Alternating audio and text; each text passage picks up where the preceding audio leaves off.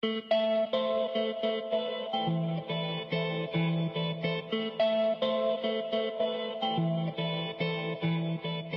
TV has been growing a lot with some of the national productions that we have in the cinema also, but international television is big as well in the news with CNN, and we have different programs that people here in the US used to watch, like Full House or Nickelodeon or Disney Channel. We did have that in Spanish. So I grew up watching those things also when I was 9. We have, I think it's a set of 5 stations that are broadcasted for free. And they're partially government funded / controlled. Well, television is special in Norway because we still have our Norwegian. It's called a Norwegian national channel, which is owned by the government, and it needs a certain percentage of, we have 2 written languages, and you can't speak either one of them, but in television you have to kind of speak it to, I don't know why they do it, but it's kind of a part of a traditional sentiment. It's just something that you grew up with. And there is a huge gap between the independently run television and the state television. The state television just wants to put programs that are in favor of the government in place. We also have probably 3 major private-owned companies, which has a lot more international influence.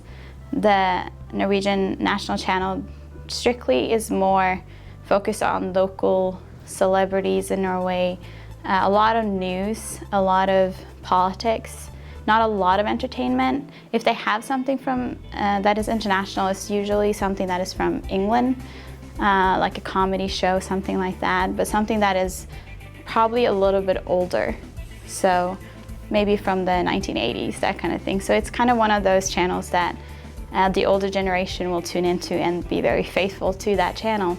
20 years ago, we started getting cable. So there used to only be one company, and now there are 2 companies where you can get cable through.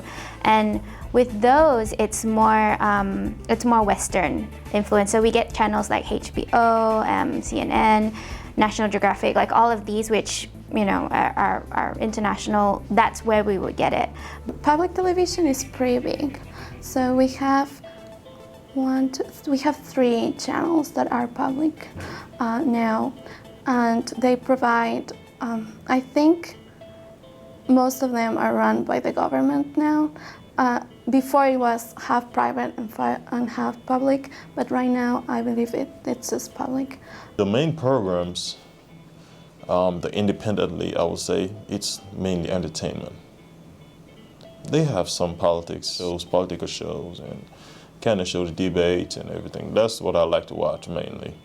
But the state-run television, I literally never watch it because I don't think they have something interesting except they just show one side. But the other ones, they kind of show both sides. But the local stations, mostly it's news, and we get movies and a lot of dramas, but they are delayed. So you'd watch a drama maybe a year after it's finished airing, that kind of thing. The past 10 years, cable has been growing largely. Now I don't know anybody who doesn't have cable. So all of those channels come through cable, plus a lot of international channels like CNN, BBC. Anything that I've seen here, you can get at home. Growing up, before I went to school every time, I mainly was watching cartoons. From Cartoon Network, of course, and Disney Channel sometimes. But at the same time, I was watching TV5. It's a worldwide channel. And just watch news, sometimes TV5 from Canada, and see the different kind of French they speak and kind of learn from it and just get a grasp of the information worldwide.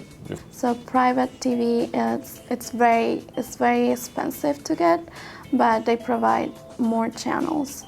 And also they provide international channels. So I think people are starting to use that more, as public TV is so restricted now. And I think for us, television is a lot It's a lot more diverse because Malaysia is a ethnically very diverse country. We've got the Malays, and then we've got a big Chinese population as well as a big Indian population, and so we get all the different variety of television from these types of media. So because of that, there are certain channels that focus more on certain languages. So some channels will predominantly show English shows, some more Malay, some more Chinese, and some more Indian or Tamil or Hindi usually. So because of that, television just looks very different, I think, back home than it is here.